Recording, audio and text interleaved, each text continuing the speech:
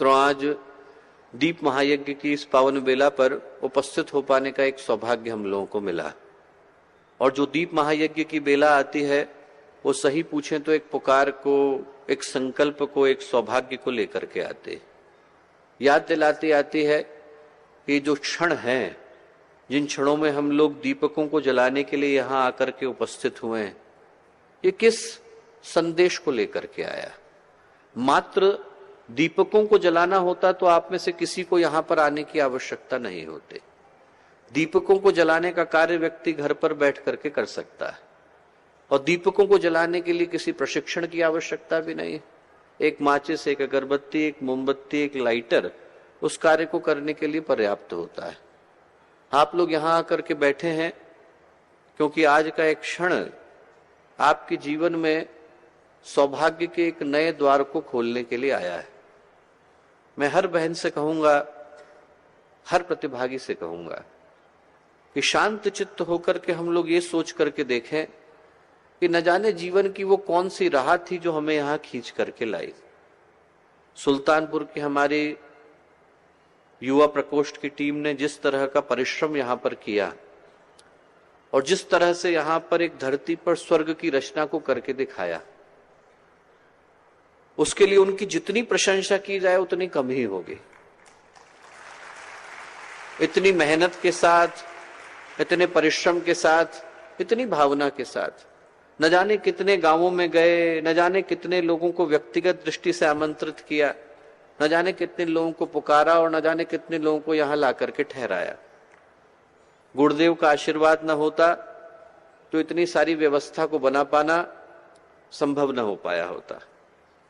आज हम लोग यदि यहां आकर के बैठे हैं तो हम में से हर एक को, चाहे वो किसी भी भूमिका के रूप में यहां आकर के बैठा हो, अपने आप से इस प्रश्न को पूछने की आवश्यकता है कि हम कौन से दीपकों को जलाने के लिए यहां आकर के बैठे हैं। और जिन दीपकों को हम जलाने के लिए आकर के बैठे हैं दोस्तों, वो मात्र बाहर नहीं, मात्र उन दीपकों को जलाने के लिए हम लोग आकर के नहीं बैठे जिनके अंदर तेल है, जिनके अंदर बाती लगी है। हम उन दीपकों को जलाने के लिए यहां आकर के बैठे हैं जो आप जैसी जागृत आत्माओं के रूप में आज इस सभागृह के अंदर विद्यमान है। आप में से प्रत्येक दीपक के अंदर इतनी ताकत है, इतनी शक्ति है, इतनी संभावना है, इतनी सामर्थ्य, यदि आप लोग खड़े हो जाएं तो न जाने कितनों को मशालों के रूप में प्रकाश दे पाने की सामर्थ्य अपने अंदर सुरक्षित रखते हैं। जो आज का दिन है वो यही याद दिलाता आया कि आप में से प्रत्येक देवात्मा, आप में से प्रत्येक देव शक्ति, आप में से प्रत्येक देवी, प्रत्येक नारी जो यहां आकर के बैठी है, वो एक ही संकल्प को धारण करने के लिए आकर के बैठी है कि भारत का भविष्य यदि किसी के हाथ में है तो भारत की नारियों के हाथ में है। और उस भविष्य को बनाने के लिए, इस देश के भविष्य को बनाने के लिए, इस भारतीय संस्कृति के भविष्य को बनाने के लिए यहां से एक नहीं बल्कि हजारों दीपकों की श्रृंखला को जलना अनिवार्य हो जाता है। आज का दिन उसी पुकार को लेकर के आया। भगवान बुद्ध के अंतिम समय का क्षण आया तो आनंद उनके पास गए। जाकर के आनंद उनसे बोले कि भगवान, कल को आप नहीं रहेंगे तो मैं कैसे जीऊंगा? हम तो बेसहारा हो जाएंगे, अनाथ हो जाएंगे। हमारे जीवन की समस्याओं को सुलझाएगा कौन? हमें राह दिखाएगा कौन? आपके बगैर तो हम रह ही नहीं पाएंगे। भगवान बुद्ध ने आनंद से कहा कि आनंद, अप दीपो भव, अपने दीपक खुद बनो, बाहर से प्रकाश की प्रतीक्षा मत करो। वो प्रकाश तुम्हारे ही भीतर विद्यमान है। और जो आज का दिन है वो आप में से प्रत्येक के अंदर के प्रकाश को प्रकटाने के लिए आया है। ये याद दिलाने के लिए आया है कि जिस दीपक को जलाने के लिए हम लोग यहां आकर के बैठे हैं, वो दीपक मात्र इन कुंडों के आसपास नहीं, इस सभागृह के चारों ओर नहीं फैले। वो दीपक आप लोगों के रूप में समाज के अंदर बिखरे हुए हैं। सही पूछें तो आज का दिन आप लोगों को झकझोरने के लिए, आप लोगों को स्मरण दिलाने के लिए आया कि आप किन शक्तियों को लेकर के आए। बड़े बड़े लोग अपने जीवन की योग्यता को भूल के बैठ जाते हैं। हनुमान जी भूल गए थे, याद दिलाना पड़ा, का चुप साधी रहा बलवाना। अर्जुन भूल गए थे, जो मुख्य योद्धा थे। आप सोच करके देखिए, अभी महाभारत का युद्ध शुरू होने वाला है, धनुष बाण को रख दिया, गांडीव को रख दिया, इधर की तरफ बैठ गए। सीदंति मम गात्राणि मुखम च परिशुष्यति। हाथ पैर कांप रहे, मुंह सूख रहा है, बोला जा नहीं रहा। भगवान क्या करूं? भगवान को राह पर लाने के लिए पूरी गीता को बोलना पड़ा। ऐसा कोई व्यक्ति नहीं जिसके जीवन में ठहरने के क्षण न आते हों, पर जब दीप यज्ञ की बेला आती है तो हर ठहरे को उठा करके जाती है, हर रुके हुए को चला करके जाती है, हर चलते हुए को पहुंचा करके आती है और पहुंचे हुए को दूसरों को दिशा देने का भाव जगा करके जाती है। ये जो दिन है वो यही याद दिलाता आया कि हम लोग अपने आप को झकझोर कर, अपने आप को स्मरण करके खड़े हो जाएं और ये याद करें कि हम में से प्रत्येक व्यक्ति धरती पर किस उद्देश्य को लेकर के आया। ये जो अवसर है वो सही पूछे तो एक सौभाग्य की तरह से आया है, और जिंदगी में अवसर को सौभाग्य में बदल देने के लिए सिर्फ एक ही चीज की आवश्यकता होती है, और आवश्यकता इस चीज की होती है कि हम लोग समय के मूल्य को, महत्व को, मर्म को समझ सके। बुद्ध के जीवन में 3 प्रश्नों ने उस झकझोरता को पैदा किया। एक वृद्ध व्यक्ति को देखा, मैं भी बोऊंगा क्या? एक व्यक्ति को बीमार देखा, मैं भी पढ़ूंगा क्या? एक शव यात्रा को देखा, मेरी भी निकलेगी क्या? बस 3 प्रश्न थे, और 3 प्रश्नों ने सिद्धार्थ को बुद्ध बना करके खड़ा कर दिया। वैसे ही आप सोचिएगा कि ये जो दीप यज्ञ के मंत्र हैं, ये जो दीप यज्ञ का प्रकटीकरण है, ये जो दीप यज्ञ की बेला है, वो हमें यही याद दिलाती आई कि इस प्रकाश के आलोक में, इस स्मृति को हम लोग अपने जीवन में धारण कर सके कि हम में से प्रत्येक व्यक्ति किस संभावना को लेकर धरती पर आया। ये जो प्रकाश आता है वो यही याद दिलाने के लिए आता है कि आप में से प्रत्येक आत्मा जो यहां आकर के बैठी एक दिव्य आत्मा है। ये समय आपको झकझोरने के लिए आया, याद दिलाने के लिए आया। एक प्रसिद्ध संत हुए बुल्ले शाह। पहले वो व्यापारी हुआ करते थे, और जब व्यापारी थे तो उनके मन में पैसा कहां से आया, कहां गया, इसके अलावा और कुछ चलता नहीं था। एक दिन बैठे हुए हिसाब लगा रहे थे, उनके गुरु आए। बाहर बारिश में आधे घंटे भीगते रहे, उनकी दृष्टि जरा सी भी नहीं पड़ी कि हमारे गुरु आकर के खड़े हुए हैं।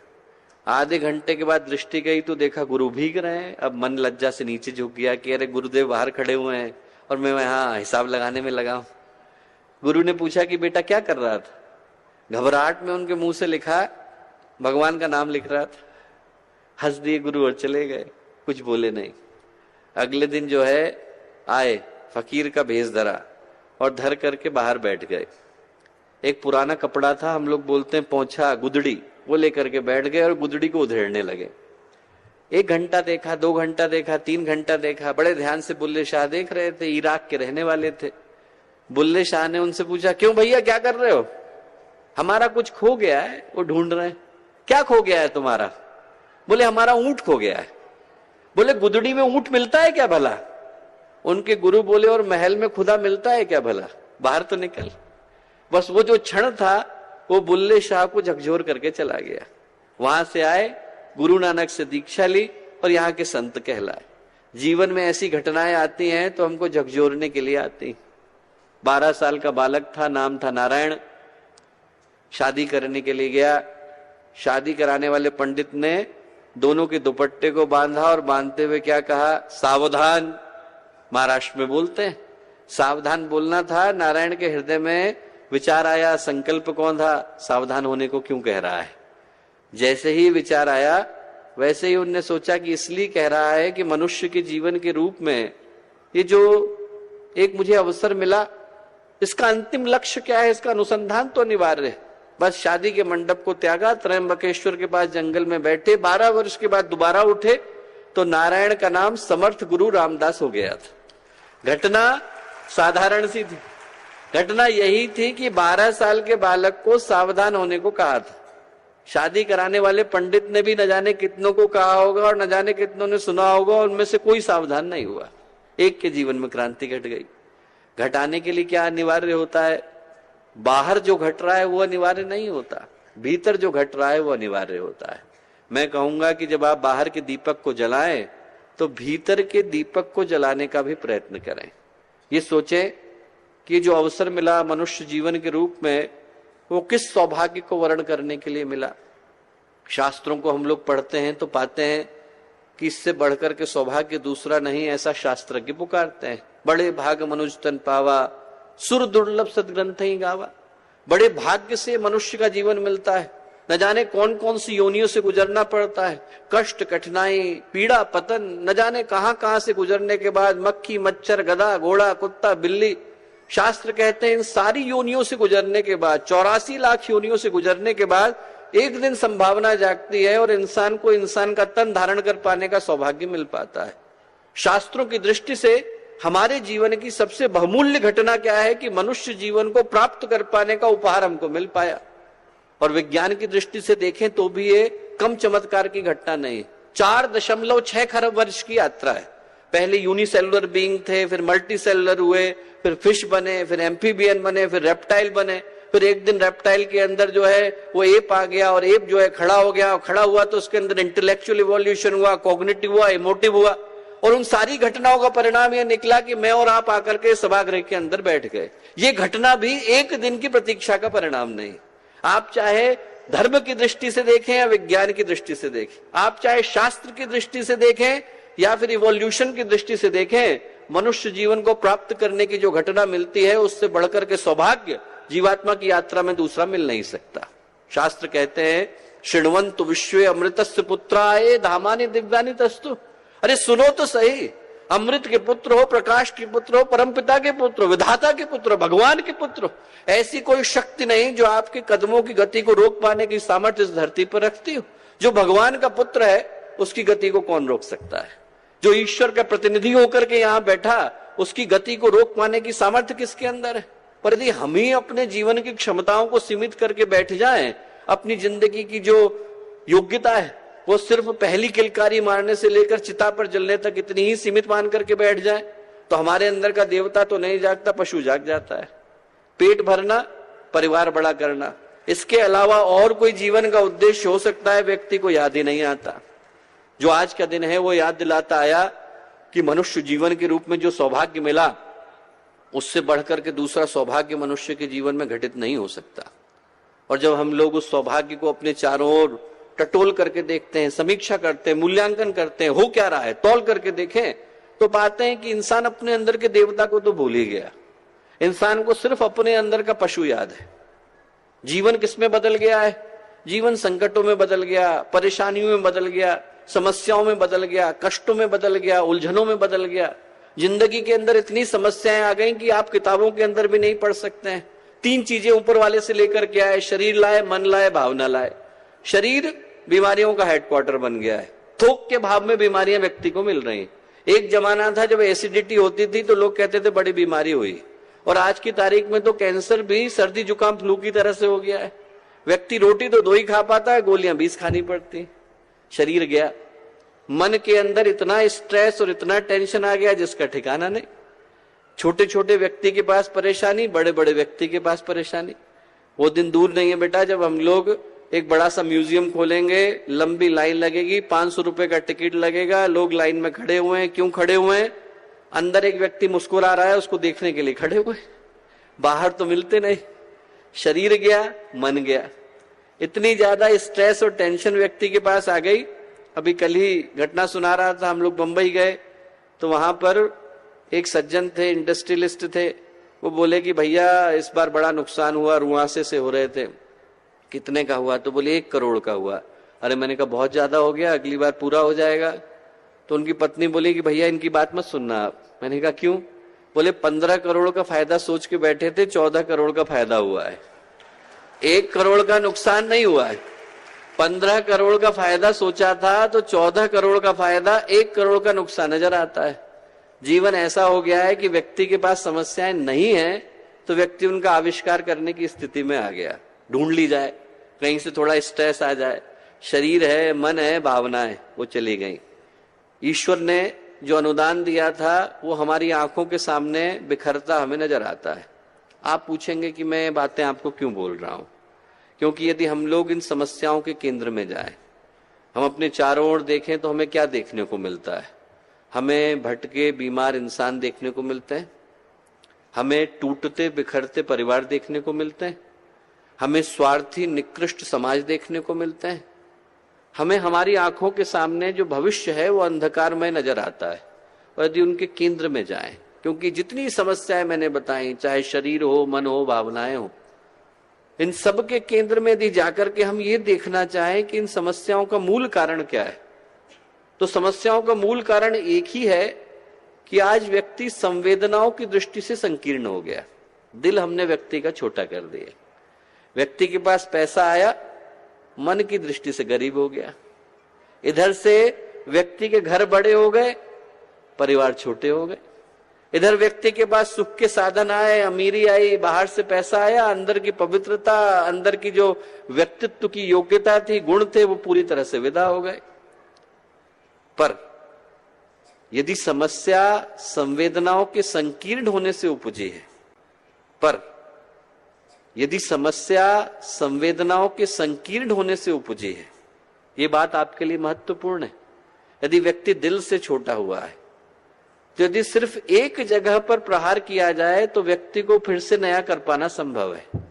पूरे मोबाइल सेट को बदलने की आवश्यकता नहीं, सिर्फ उसके सिम को चेंज कर देने की आवश्यकता है।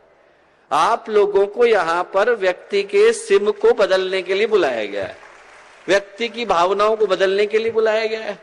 व्यक्ति के दिल को छू दिया जाए, उसकी भावनाओं को सही कर दिया जाए, उसके मन को सही कर दिया जाए, उसके चिंतन को सही कर दिया जाए, उसकी संवेदनाओं को छू दिया जाए। ये बात मैं हर बहन से कह रहा हूं, तो फिर उसके जीवन को सदा के लिए बदल पाना संभव है।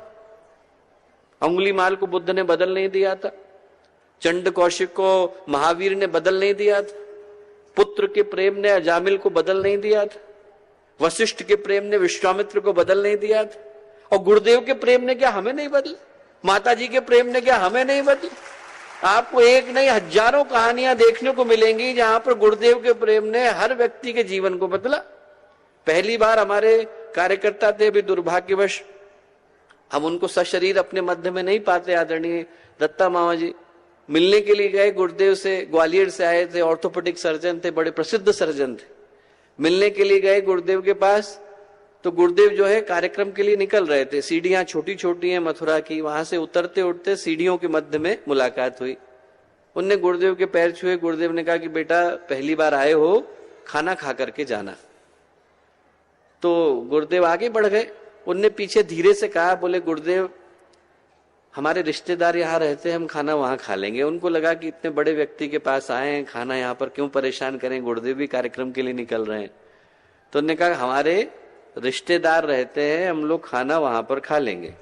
गुरुदेव 3 सीढ़ी उतर गए थे, वापस लौट करके आए, कंधे पर हाथ रखा और दत्ता माँ जी से क्या बोले, खाना घर पे खाया जाता है, रिश्तेदारों के नहीं खाया जाता। एक घटना ने उनको जीवन भर के लिए अपना कर दिया। किसी का प्रेम का हाथ लगा, जीवन भर के लिए व्यक्ति अपना हो गया।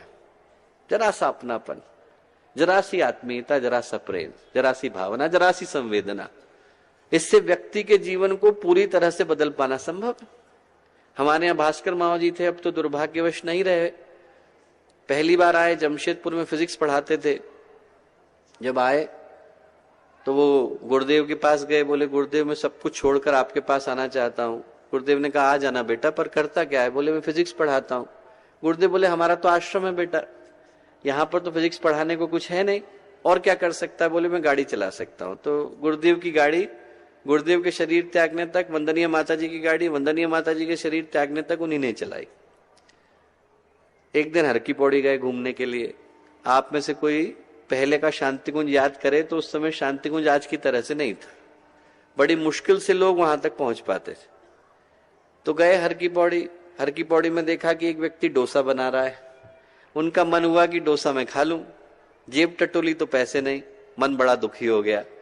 उनको लगा कि आज मैं आश्रम में आ गया, घर पे था तो ठीक था, कम से कम पैसे तो थे, डोसा तो खा सकता था। यहाँ तो आश्रम में मेरे पास पैसे ही नहीं। सोचते सोचते आए, इतनी देर में जैसे ही वहां पहुंचे तो मिश्रा माँ जी बोले भास्कर गाड़ी निकालो, गुरुदेव आ रहे हैं। गुरुदेव माता जी आके गाड़ी में बैठ गए। कहाँ चले? ऋषिकेश चल। ऋषिकेश में कहाँ चले? मुनि की रेती चल। मुनि की रेती में कहाँ चले? मद्रास कैफे पे ले चल। मद्रास कैफे पे पहुंचे। गुरुदेव ने कहा भास्कर एक काम कर, अंदर से 3 मसाले डोसे लेकर के आ। मेरे लिए लिया, माता जी के लिए, अपने लिए लेके आ। लेकर के आए। जैसे ही लेके आए तो गुरुदेव ने कहा बेटा मैं तो प्याज खाता नहीं, मेरे वाला तो तू ही खा।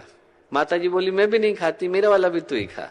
भास्कर वैसा बोले मैंने 3 खाए, जीवन भर के लिए तृप्त हो गए। पर जो कहानी का मूल्य है वो कितना प्यारा है, इसका जो पीछे का भाव है वो कितना प्यारा है। आप सोच के देखिए कि ऐसे व्यक्तित्व जिनने 3400 किताबों को लिखा, 60 लोगों की टीम को 12 वर्ष लगे तब जाकर गुरुदेव के लिटरेचर को डिजिटाइज कर पाए। इतना गुरुदेव ने लिखा, इतना बोला जिसका ठिकाना नहीं।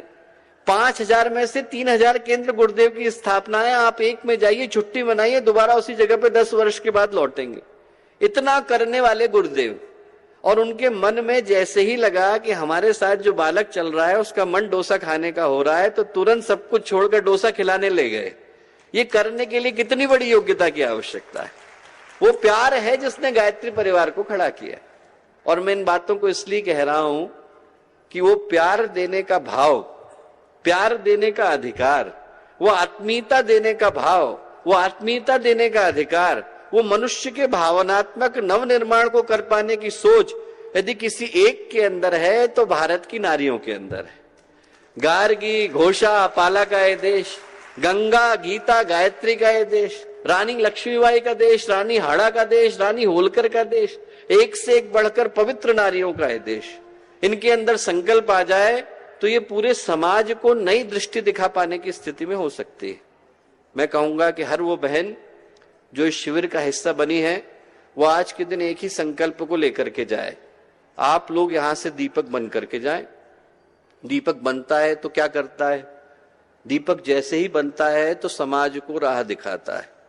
और आप भारत के इतिहास को उठा करके देखेंगे तो आप पाएंगे कि एक नहीं, हजारों ऐसी नारियां हैं जिनने अपने आप को नहीं बल्कि समाज के मूर्धन्य विद्वानों को राह दिखाने का काम किया। तुलसीदास जी थे, बाढ़ के पानी में शव का सहारा लेकर दूसरे पार को पहुंचे। अजगर की पूंछ को पकड़ करके पत्नी के कमरे में गए और पत्नी ने देख करके क्या कहा? अस्थि चर्ममय देहमम तामे ऐसी प्रीति। ये जो हाड़ मास की चर्म की देह है इस पे इतना प्यार है, ऐसी जो श्री राम में हो जाती भवभीति। इतनी यदि भगवान राम के प्रति होती तो भव सागर पार कर गए होते। जैसे ही ये कहना था वैसे ही तुलसीदास जी के अंदर के गोस्वामी जाग गए। आप सोचिए महिलाओं के अंदर ताकत कितनी है। तुलसीदास जी को दिशा दिखाने का काम किसने किया? उनकी पत्नी ने किया। तुलसीदास जी को तुलसीदास बनाने का काम किसने किया? उनकी पत्नी ने किया। आप यदि योग वाशिष्ठ को पढ़ेंगे तो चुड़ाला ने शिखी ध्वज को समाधि लगाई। जिनके नाम पर पूरा का पूरा अध्याय है, उस अध्याय की रचना करने का आधार किसको है? चुड़ाला। चुड़ाला ने वो राह दिखाई। एक संत की कहानी आती है, वैराग्य की शिक्षा दिया करते थे और हमेशा बताते थे कि किस तरीके से व्यक्ति को वैराग्य के भाव में रहना चाहिए। 2 बच्चे थे, उनको बहुत प्यार करते थे। एक दिन दोनों बच्चों को सांप काट गया, बच्चों का शरीर छूट गया। पत्नी ने क्या किया? दोनों बच्चों को ले जाकर घर के अंदर रखा, कपड़े से ढक दिया, कहा कुछ नहीं। पति लौट करके आए तो पति के लिए खाना लेकर के आई, खाना खिलाया। पति ने कहा बच्चे दिख नहीं रहे, कहाँ गए? बोले अभी आते होंगे, आप चिंता मत करिए, थोड़ी देर बैठिए। थोड़ी देर खाना रखा उनके सामने। पति खाना खा रहे थे तो पत्नी क्या बोली, आप सोच के देखना, ये कहानी बहुत प्यारी है। वो पत्नी, वो माँ जिसके 2 बच्चों का देहावसान हो गया, उसके हृदय में चिंता क्या थी कि मेरे पति ने जिंदगी भर जिन जीवन मूल्यों की रक्षा करी है, समय आने पर उससे विमुख न हो जाए।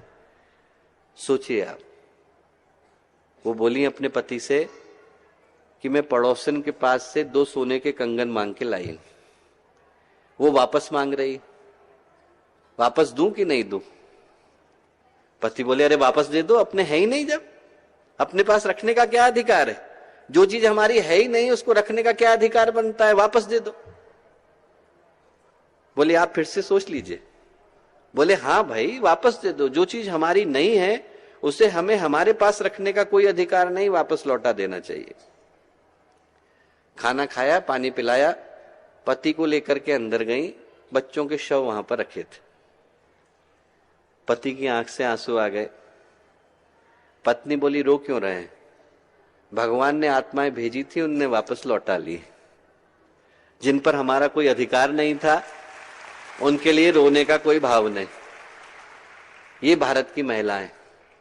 भारत की महिलाएं वो हैं दोस्तों जिनने दूसरों को राह दिखाने का काम किया। आप में से हर व्यक्ति, हर बहन, हर देवी, हर नारी वो दीपक बनकर के जाए, वो अंधेरे में लोगों को राह दिखाने का काम करती।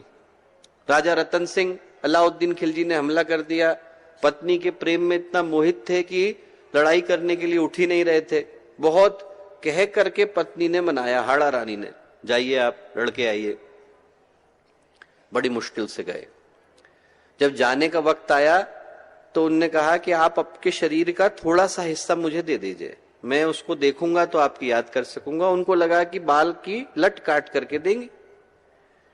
हाड़ा रानी ने कहा कि इनका प्रेम अभी तक गया नहीं, सिर काट करके भेज दिया कि यदि आपको करना ही है तो देश की रक्षा करिए। साथ में चिट्ठी लिख दी, चूंडावत माने सैनानी, सिर काट दियो छत्राणी। सिर काट करके भेज रही हूं, आप इस सिर की रक्षा करना, इस राज्य के ऊपर संकट मत आने देना। करने के लिए कितने संकल्प की आवश्यकता है। जो दीपक होता है वो अंधेरी राहों में राह दिखाने का काम करता है। इस समाज के ऊपर जो अंधेरा छाया है उसमें आप लोगों को दीपक बन करके जाना है। जितने भटके हैं उन सबको राह दिखाने की कोशिश करनी, उन सबको याद दिलाना है कि आपके जीवन का उद्देश्य क्या है। सबको याद दिलाना है कि किस भाव के साथ आपका जन्म हुआ, जीवन मिला। जो काम इन महान महिलाओं ने किया वही कार्य आपको करना है। जो दीप यज्ञ का उद्देश्य है वो भटकों को राह दिखाना। दीपक का दूसरा काम है संकल्प को जगाना। एक दीपक जाग जाता है तो अनेकों के लिए प्रेरणा बन जाता है। आप में से अनेकों दीपक जने और अनेकों के लिए प्रेरणा बने, इस संकल्प को लेकर ये दीप यज्ञ का पर्व आया। सावित्री के मन में संकल्प आया, मृत्यु के देवता को कदम पीछे हटाने के लिए मजबूर होना पड़ा। शांडिली के मन में संकल्प आया तो सूर्य देवता ने उगने से मना कर दिया। भारत की महिलाओं के अंदर दम इतना है कि उनके अंदर का संकल्प जागता है तो वो भगवान को भी अपना पथ बदल देने के लिए मजबूर कर देती। और मेरा पूरा विश्वास कि जो बहनें यहां से प्रशिक्षण को प्राप्त करके जा रही हैं उनका संकल्प जगेगा तो भारत को छोड़ दीजिए, भारतीय संस्कृति को छोड़ दीजिए, वो पूरे युग की दिशा को बदलने के लिए मजबूर कर देंगे। यदि युग के जागरण का काम कहीं से हो सकता है तो उसी कन्या कौशल शिविर के माध्यम से हो सकता है।